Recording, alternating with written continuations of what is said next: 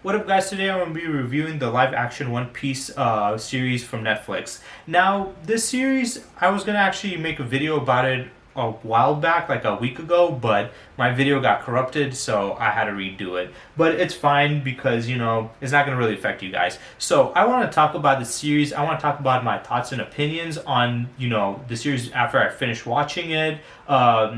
Just also the concepts about making anime in live action form and just the discussions about, live action anime throughout the years and our feelings towards it as anime fans. And I do want to get into a couple of the different parts about this. I will be talking more about the review about the show towards towards the end. First, I want to talk about a couple other things, then I'll get into that. So the first thing I want to talk about is our thoughts and feelings on live action, anime adaptations, right? Whether it's a movie or a show. Now, our perceptions on this have been very, very negative because, and it's fair because a lot of the, adaptations that we have seen have been pretty bad. They've been a letdown, starting off with Dragon Ball Evolution, and then we got The Last Airbender, which I know that's not an anime, but a lot of people consider it as one, so it's kind of close. So that one also did bad. Then we had, Death Note. It wasn't too awful from what I heard from a lot of people. I did watch a lot of videos of people reacting to it and stuff like that. I never watched it myself, but I felt like they kind of butchered the story, but it wasn't to the extent of the other live action adaptations that they've done before. And even with Japan having their hand in it, they've ruined other live adaptations themselves. So it's not like a thing where it's like, oh, America is just messing it up. Japan, the country that it comes from, the anime, is also pretty much screwing it up. But, our general consensus on live adaptations of not only animes, but of video games is a very negative one because of, how badly they've been done. And there's only a select few that have been done very good, like, Detective Pikachu and,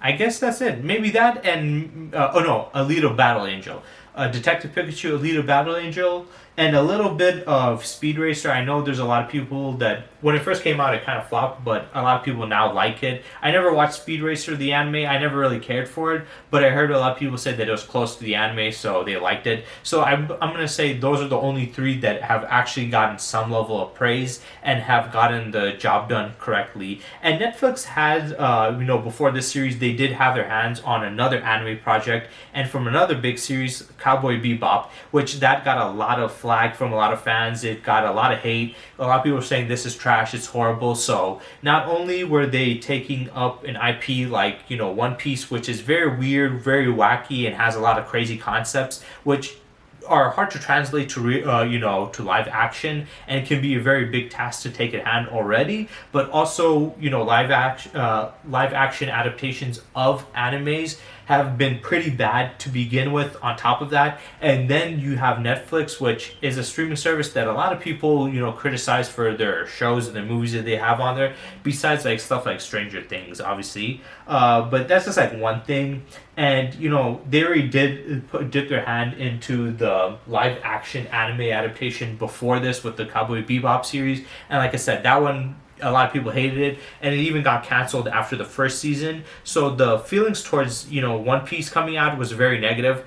Definitely, in my opinion, 100% too, because when they showed the set leaks or the set photos and the actors and actresses playing the characters, I personally didn't care too much for it. I was like, you know what, this is gonna be like all the other ones where it's gonna be bad, it's gonna be a disappointment. So who cares anyway? But even with that being said, they still, they did their thing, and I'm going to get into that a little bit. I don't want to give my thoughts on it right now, but I do want to talk about, the level of popularity that has reached, because that is very common and well known at this point that it has actually done very well. It has even got confirmed for a second season. I heard something about they're going to have 6 seasons. I don't know anything about that. People always say that a lot nowadays, where there's a series that does good and they're like, 10 billion seasons are going to be coming out soon. It's like, okay, calm down. Let's wait for the next season before we're going to just, announce that they're going to have a whole, fucking, plethora of seasons coming out after that.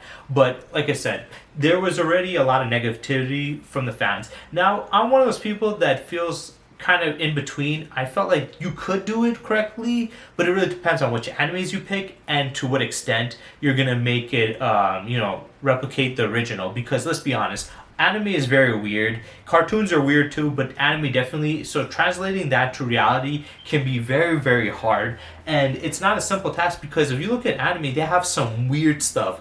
Not only because culturally Japan is different than America, because if that was the case, then the Japanese adaptations would have done great too. But the concepts itself are very weird. You have you have animal humans, and you have animals talking. And then you have energy, energy glowing out of people's bodies, explosions, transformations. So many weird stuff. Especially like One Piece. One Piece has so many wacky shit. Even though it's a mainstream anime, it's still pretty weird compared to most animes. So usually I would assume that the best animes to do adaptations over is ones that are more realistic and grounded, even if they're like a little bit more like crazy, like something like Baki. It's crazy, but it's still like within the realms of like human normal. I guess you can identify as that, where it can work.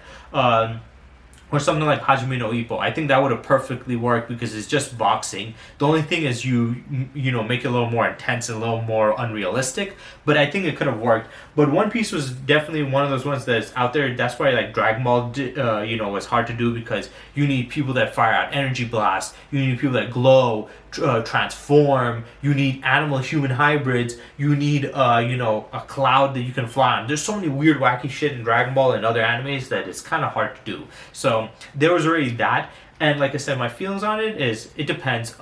It's one of those animes where it's not too crazy, you can do it, and also you don't follow 100% to the original anime. I know a lot of people say, well, why not? Why not? And this is something comic book fans get pissy about too. When they do adaptations of these comic book characters and they don't make them wear the same costumes that they had in the comics or have the same design or backstory and stuff like that. And I'm like, dude, you do know the comics are weird as shit. The outfits that they wear in the comics might look cool, but if you translate it in real life, it's gonna look like shit. So it's a reason why they change it up, and I can't flag them for that because they want to make these these movies and shows look close as possible, but they also want to make it grounded because if it isn't, it comes off as too goofy and nobody takes it seriously. But there's still ways you can do that.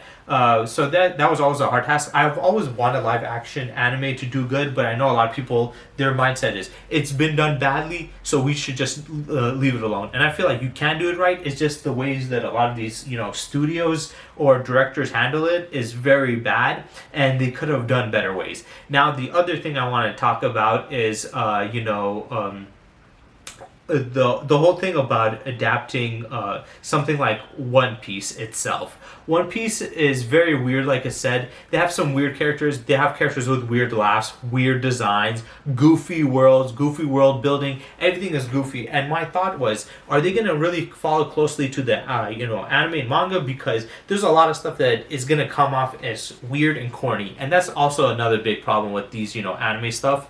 When you do live action, it's kind of hard to make it not look goofy. Like you want to make these stuff like serious, like the show, but also playful. But then it comes off as too weird because of how it's built. So there's definitely a hard task there. Now the popularity about One Piece, is it well deserved? Is it deserving the popularity that it's getting? From my personal opinion, I will say yes, 100% yes. After I watched it, I was happy. I was just like, damn, this is good. And it gave me more hope for the future of live action, anime adaptations. And I think it would be better to do it in a TV format than a movie format because some of these, stories are way too long, especially One Piece. It's over 1,000, episodes. I've been getting back into it, and the last arc was like 5 years ago, and I've been going through Whole Cake arc to Wano arc, and it's taken this is storytelling for 5 years. I've been going through it, speeding up fast through it, so it still took multiple days and a lot of skipping of like unimportant scenes to get into the good parts, and even then it's like it's so much to go through. But yeah. It was better as a series. A lot of these other animes like Dragon Ball, Naruto, Bleach, they are longer, so they should do that. But then the shorter ones like Death Note, I guess Code Geass, you can also make like a multi-movie thing, like 3 movies, but there's other like animes that are very short, usually around 12 episodes, sometimes 24 episodes. and at most like maybe 50. But they're usually shorter, and those ones I think they can work as movies. But when it comes to ones like Bleach, Dragon Ball, Naruto, One Piece, any of these shows that are long or at least decently long, no, because it's too much content. When it came to like Dragon Ball, it's like, are they gonna start from Dragon Ball or Dragon Ball Z? They start from Dragon Ball Z, but then they messed up they used Dragon Ball story in Dragon Ball Z because Goku's like older, or they're going to the tail end of Dragon Ball, so it was confusing. And I felt like if they did it like in a short format, they could have made like the first show be just Dragon Ball recreating Dragon Ball, but with a different twist, and then had a second series, a spin-off series that came after that when that's over, having it through Dragon Ball Z, and having Goku go from a kid to an adult, because it's too much story to tell in a movie. So it was perfect to do this as a show. I actually thought it was a movie until I found out it was a show, which, like I said, it made me happier because I felt like it wouldn't work very well as a movie. It's way too fucking long to do that. Even if you're just gonna do a little bit, like, the fans would want more, obviously. But like I said, I like the show, and there's many things about it that I really enjoyed and that really blew me out of the water. So first, the costume designs, pretty accurate, very well done. Whoever was the costume designer, congratulations to you. You did a phenomenal job with that. That I did not expect them to get the costumes that down right, because when Dragon Ball Evolution came out and they had Goku's gi, his iconic gi, they made it look like dog shit. I'm like, this is not Goku's gi. It does not look like it at all. They translated that badly, but with whoever was doing the One Piece one, they made them look really great. It made it look like just like the anime, but just in real life. Hopefully they could do that with like Goku's gi, because it's very iconic and it just looks so cool. I just want to see how it would look in a real version of it. It should be a little bit different than an actual gi, because an actual gi, like, the material is going to be a lot more harder, whereas that was like a little more comfy. But yeah, the costume design was nice. The character designs were really good. Hawkeye and Mihawk looked exactly like Hawkeye and Mihawk. The guy, and this is also on who they picked as the actors, because it's not just how they made them look, but who they picked. Some characters didn't look like they're people, because some of them got like their races swapped anyway. Like Usopp, he didn't look the same. He didn't have his big nose. And I'm trying to think of the other ones that don't look the same, but all of them pretty much look the same. Sorry if you guys hear some noise. It's raining heavily here. I can't do anything about the noise though. But most of the characters look pretty on point, so the character design looked very well.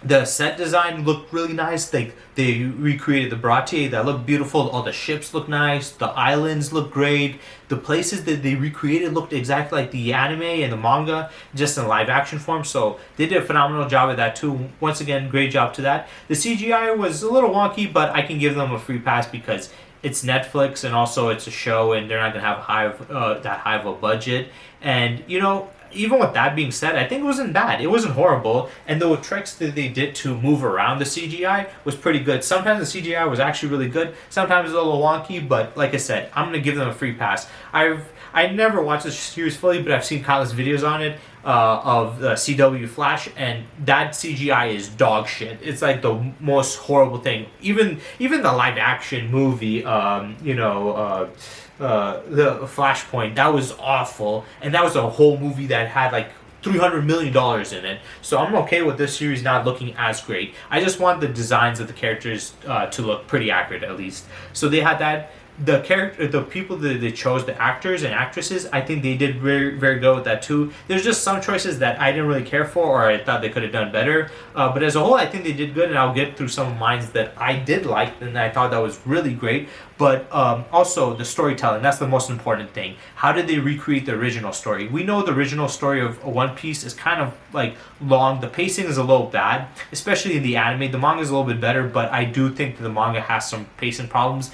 Though in the beginning of One Piece, I think the pacing was a lot better. A lot of people can agree that before the 2-year time skip when Ace died, the pacing was it was sometimes bad, but it was pretty manageable. But after that, it's horrible now. Like with the Dressrosa thing, fighting against Doflamingo. The whole cake arc and the Wano arc, which I've been going through. I finished the whole cake arc and I felt like, oh my god. I wanted to die. I was like, dude, this one arc is longer than majority of other animes. It was longer than Dragon Ball Super. I want to say it was as long as Dragon Ball Super, but this Kaido arc is longer than Dragon Ball Super. One arc is longer than a whole show. And Dragon Ball Super, going to 132 episodes, was already pretty decently long. So that's just crazy to me. But the pacing, they did it very well. Obviously, they had to adjust some stuff around. They had to take some stuff out. They changed some story beats, which some was to fix the pacing up because they needed to cram in quite a bit. They did get to Arlong Park, and they had Luffy beat Arlong, and it's only 8 episodes. So this show has 8 episodes. They're kind of long episodes though, like around almost an hour, and they still finished that. So that was pretty good. They went through quite a bit of story within a short amount of time. So I want to know how far they're going to go through season 2. They're definitely going to finish the Alabasta arc with Crocodile, but I don't know how much further they're going to go past that. They're going to beat that, or they're going to go to where Chopper was and his little story arc. I heard there's some stuff about him. They might not do it, or they might do it. I don't know. But I just want to see more of that. So I think they did that good with that. But then also some things they changed, it wouldn't affect the pacing at all. It would have just changed the order of it. And one of the major ones was... when it was a scene on the Bratier where I forgot what his name is, Don Craig or whatever his name is, Don Krieg. He had the like diamond powers, and he had one of his crewmates that was damaged. He came on the Bratier, had Sanji give him food, he ate, and then his boss came to attack that place, and he was fighting against Luffy and them, and he was telling them, hey, don't do it, they saved my life, these guys are great people, but he wouldn't listen. Then they had the whole battle with that, and then Hawkeye shows up, takes them out, and then Hawkeye gets a one-on-one fight against Zoro. Zoro loses. Then we had the Arlong stuff with Nami leaving. But in this one, they had Hawkeye wiping them out before they even got there. They didn't even show up. They got killed before that, which they changed it up there, and I was like, really, they're gonna do that? But my opinion on it kind of changed a little bit towards the end of that, which I will talk about that. But it just skipped that, and then it just went to Hawkeye fighting against Zoro, beating him, and then Arlong literally showed up there and then took Robin, which I'm pretty sure was a little bit different in the original series.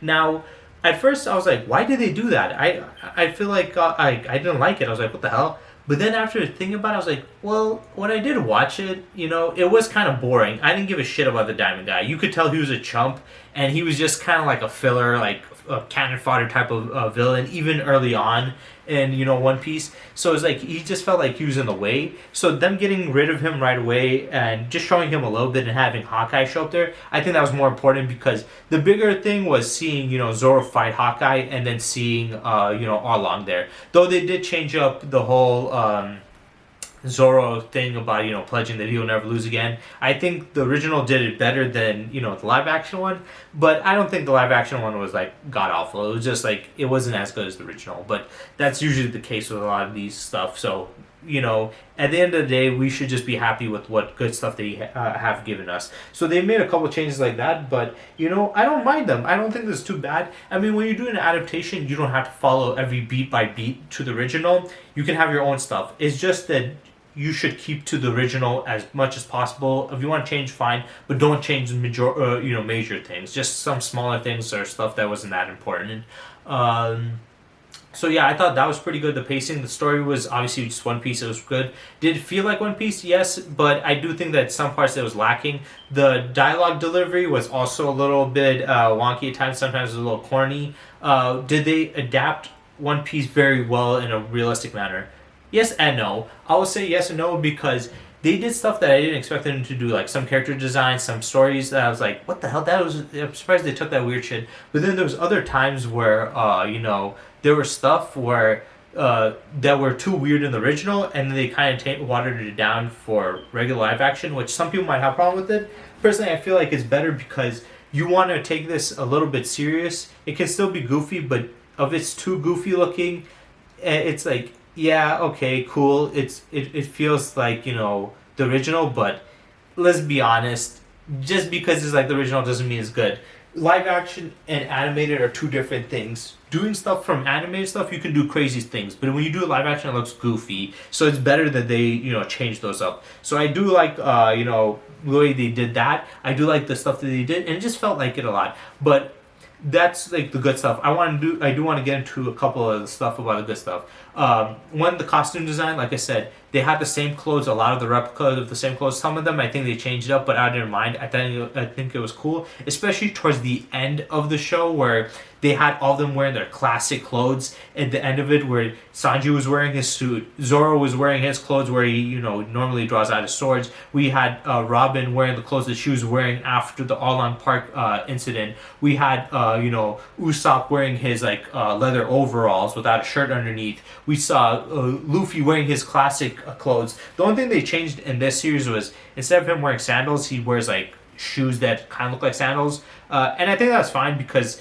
seeing some guy fight with sandals or flip flops is kind of weird. If he's gonna be doing crazy stuff, and I'm pretty sure doing action scenes in general with flip flops or sandals is gonna be hard to do. So it makes sense that they change that up. But besides that, their outfits look exactly like how it was in the anime and the manga. And I'm not gonna lie, I was nerding out like crazy. I was like, oh my god, I can't believe they did this. They look so much like this. Oh my god. And I was just losing it. I just couldn't shut up because of how cool it was. So I like that.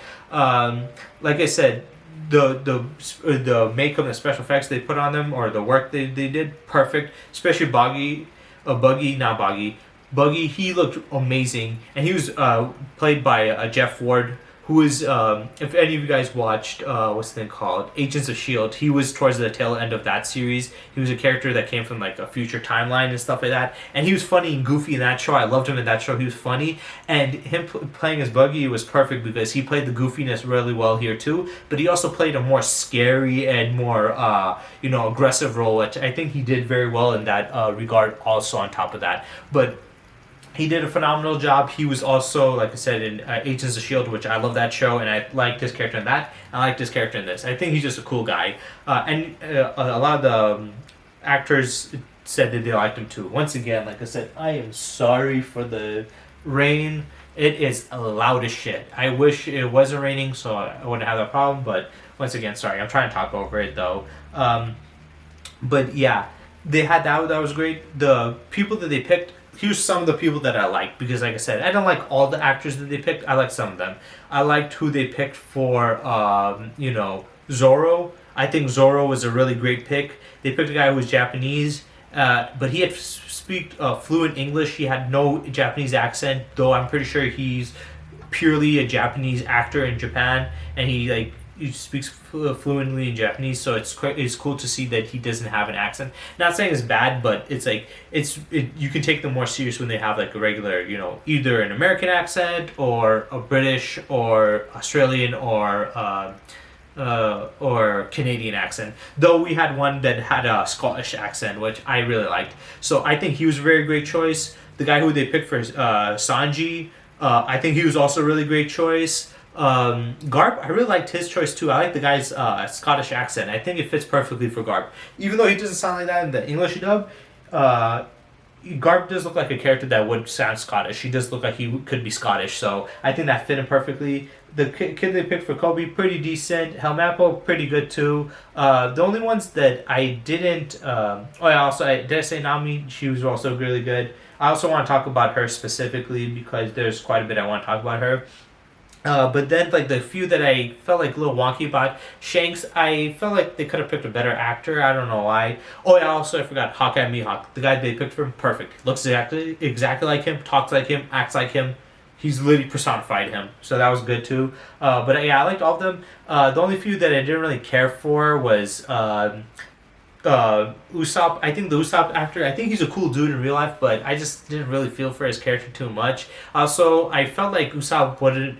I don't think his character would have been black. I think he would have been more Arab or Hispanic, because I don't know why. For some reason, Usopp looks like he's Arab, or he looks like he's Cuban, or he's Puerto Rican to me. He doesn't look like a black character. So he could have been one of those.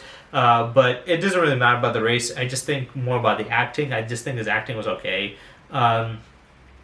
And Luffy. Okay, now this is where the race actually does affect the character and my perception on the character. Not being racist here because I'm a minority myself. I'm not gonna shit on him for being Mexican. But I think the choice of making the Luffy actor Mexican was a little weird to me because when I look at Luffy, he doesn't look Mexican to me. He looks either American or he looks Japanese. He does not look American at all. I mean, he does not look Mexican at all. So to pick a Mexican actor was a little weird for me, but what made it even weirder was the fact that the actor, he speaks English, but he has a thick Hispanic accent. And you can hear the Mexican accent, and it's like when he delivers some of the lines, it just doesn't match up with Luffy's character. When he delivers, "I'm going to be the king of the pirates," the way he says with a kind of like a lisp, a little like how some Spanish speakers have.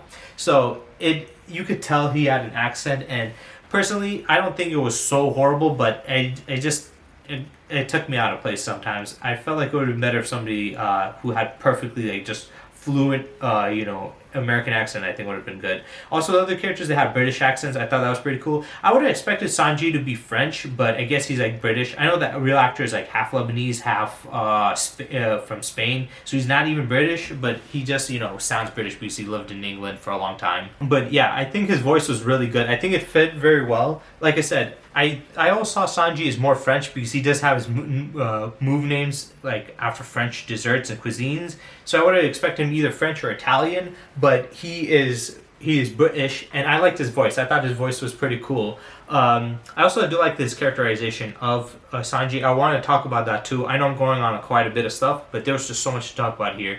I also want to talk about Nami's actress, because there's some stuff about her that's interesting, and I want to make that specifically, so I'm going to talk about that later. But yeah, Nami perfectly well done too. Everybody there great. So now let's talk about how they played their characters, not just delivering the lines, but how they played them. The guy who played Garp played him perfectly. He played this bipolar switching between being angry and being aggressive to being goofy and just being happy, because that's how Garp is. When he talks about Luffy, he does not like the fact that he became a pirate. He wanted him to be a marine, but he knows that that's not who he is. So on one hand, he's mad that he's that way and he wants him to be, he don't want to be a pirate, but on the other hand, he's proud of him, so he just can't help himself but from being proud for him and laughing. So him switching up between the angry and happy side, I thought he did really good. So he played Garp perfectly. Kobe, like I said, Kobe and Helmeppo, they played it pretty decently well. They weren't too phenomenal, but they were pretty good.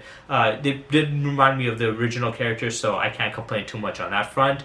But then when we go to Hawkeye, perfect. I already said that. Buggy, perfect. Those two characters, perfect. I think those guys they picked were great. But the main cast, let's talk about them now. So first, let's talk about Usopp. Usopp, like I said, he didn't really blow me away with his acting. It's not like his acting was bad. It's just like the way he portrayed the character wasn't anything special. Maybe it might have been the writing, but it just didn't remind me too much of Usopp.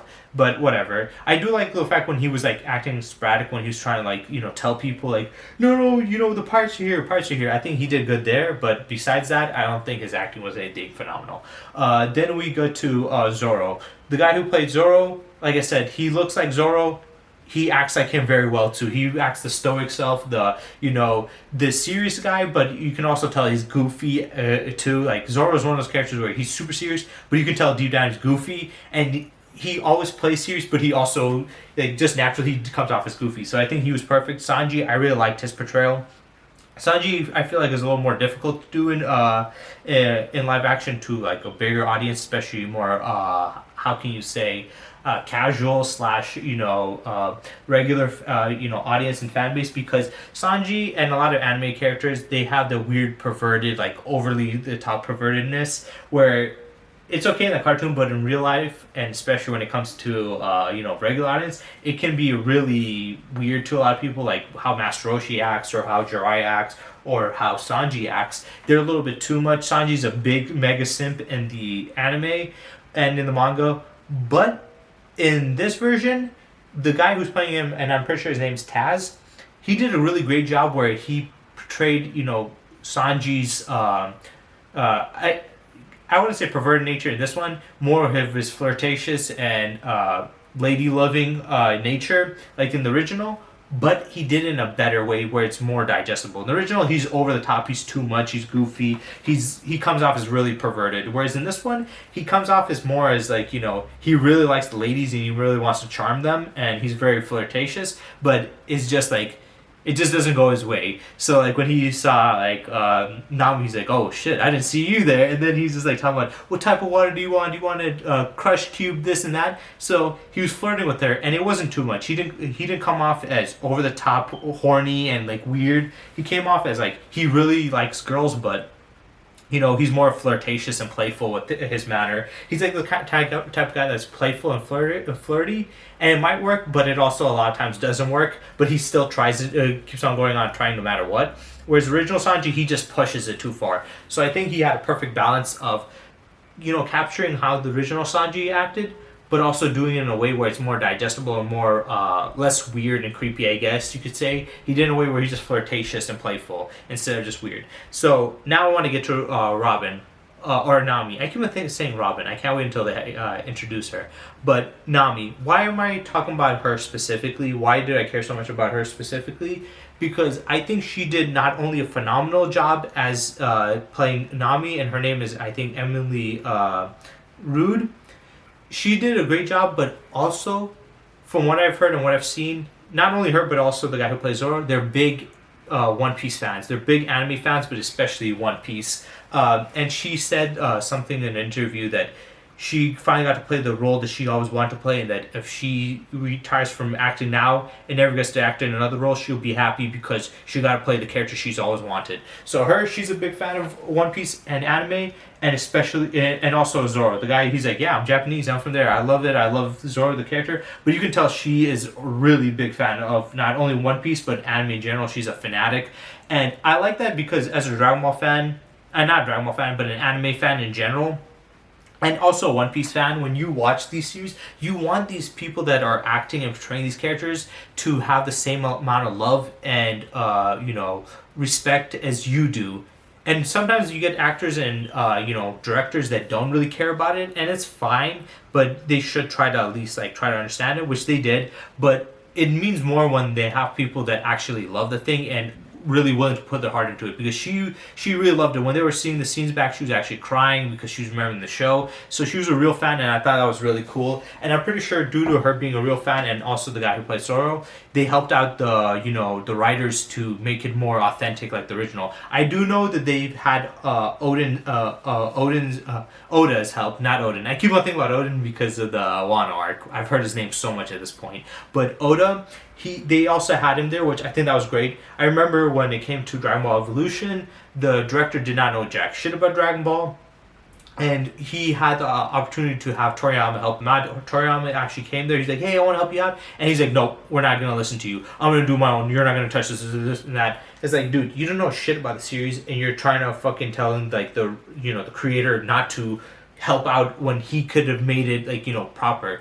But luckily with Netflix, they listened to him. They said, yeah, bring on Oda, get him over here. And they actually picked fans, and these fans listened. So I'm pretty sure definitely Oda it was the main reason, but I think people like her definitely helped out. So I really appreciate that. I think they should do that more. Pick people that are fans of these, because they're going to put more hard work and dedication in. You can tell with her acting and her love for this. So I think she did really great. I really respect that about her. I think she did phenomenal, like I said.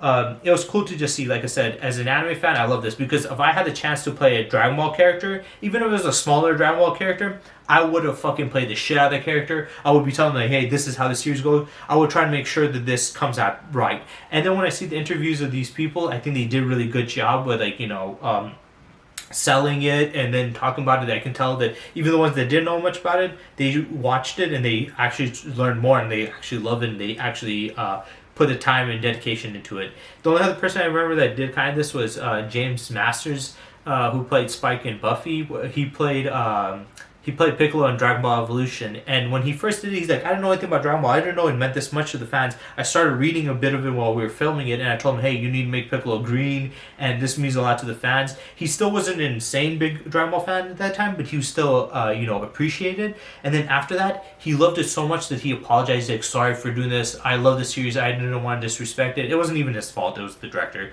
But he loved it so much, and he felt so bad that when Dragon Ball Super came out, he in the English dub, he actually dubbed Zamasu's voice. He did give a fake like moniker for his name, but his name is James Masters. He was actually voicing Zamasu. So if you hear the English dub, you know it's his voice. It was the Piccolo's voice from Dragon Ball Evolution, and he really loved it. But he did afterwards, where these guys, two of them really loved it already, and then the rest followed afterwards. But let's talk about Luffy. He is the main one. Personally, like I said, I've seen the guy. I think his name's Inky. I've seen some interviews and some like videos with them, and he's cool. He seems like a nice guy. He seems like he portrays him very well. He's like goofy, he's playful and stuff. But I just felt like his portrayal of Luffy, maybe it's the accent, just didn't do it for me as much. Some scenes it worked, some scenes it didn't. I just feel like it was. I mean, it's a hard one because Luffy's so over the top. He's so dumb. He's so goofy, so loud. He's such an over the top character. It's hard to do, but I do feel like he didn't do as great in my opinion. I feel like the other cast members did better than him, which sucks because he should be doing the best as the main character. Hopefully next season it might get better, but for me I just felt like Luffy was a bit of a letdown. He wasn't completely of a letdown, but he wasn't as great as I was hoping to be. So yeah. Now I've talked about this quite a bit. You guys already know I love it. I love most of it. There was only a couple things I didn't like. Some of the story changes I didn't like. The pacing I think was still pretty good. I think it was a really great one. I enjoyed it, and this gives me a lot of hope and for the future because, like I said, a lot of us anime fans at this point we just like gave up on this whole live action shit. We're like, this is gonna always be trash.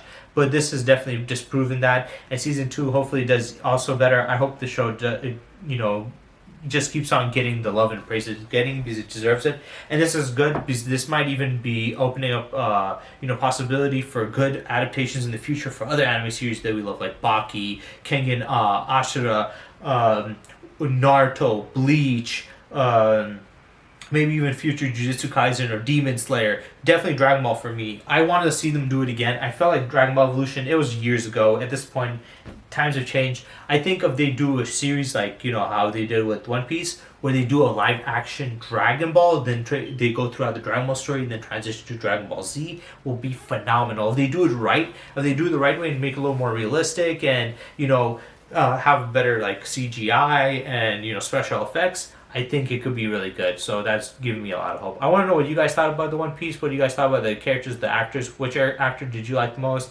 I think it's between. Actually, I don't know which one I like the most because like so many of them are great. Like I said, the actress for Nami was great. The actor for Zoro was great. The actor for Sanji was great. The actor for Buggy was great, and the actor for Hawkeye was great, and also the actor for Garp. For me personally, my favorite was Sanji. I think the guy who played Sanji, he was just so cool. I don't know. I just like the way he did it. He's just so smooth with his character. So I like that. But I want to know what you guys thought. What you thought about the actors and actresses in this. What do you think about set design? That really blew me away. How the set design looked so accurate to the original and so good. And the special effects actually kind of surprised me to what they were doing. Also the power scaling. I didn't expect them to go to the same level of the power scaling as the anime. Because we all know at this point when they do adaptations of these comic books and stuff like that, the live action versions are weaker and they showed them like they're scaling on a lower level. So I was expecting the scaling to be toned down a bit. But they didn't do that, which I really liked. I thought that was great. So yeah, I hope you guys enjoyed and stay tuned for next time.